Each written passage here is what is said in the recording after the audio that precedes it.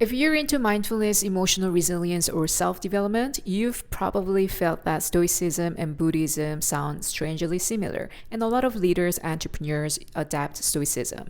Honestly, they overlap a lot, but they also come from completely different worldviews. Stoicism is an ancient Greek philosophy from around 300 BCE, founded in Athens by a guy named Zeno. Later, it was practiced by people like Seneca, Epictetus, and even the Roman Emperor Marcus Aurelius. It was never about suppressing emotions or being cold. Stoicism teaches one core principle: you don't control what happens, only how you respond. That's it. It's emotional resilience training. Stoics believe the universe is governed by reason or logos, and a good life means living with wisdom, courage, justice, and self restraint. This is why Stoicism influenced modern therapy like CBT, because it teaches your thoughts shape your suffering. Now, why does this sound exactly like Buddhism? Because both traditions teach mental training, both teach impermanence, both teach not to be dragged around by emotions. But here's the important part: they use completely different frameworks.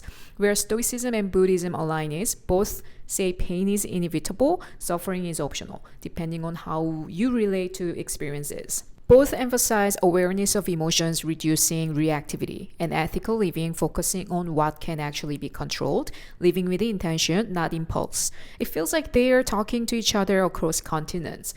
Where they split completely is that Stoicism believes in a self, Buddhism denies a fixed self. Stoicism strengthens yourself, Buddhism sees through the illusion of yourself, of self. Stoicism trains for a virtuous life. Buddhism trains for liberation from the entire cycle of existence. Stoicism disciplines emotions. Buddhism dissolves the mechanism that produces them.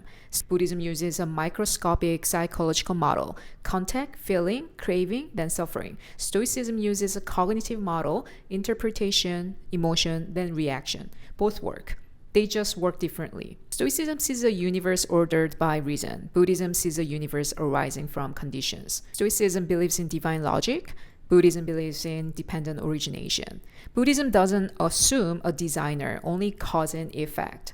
Most people are using both traditions for their similar purposes: handling stress, calming the mind, managing emotions, and surviving a chaotic world, finding meaning in uncertainty. In a modern context, both Stoicism and Buddhism function almost like mental fitness programs. So you don't need to pick one. You don't need to go to only one gym.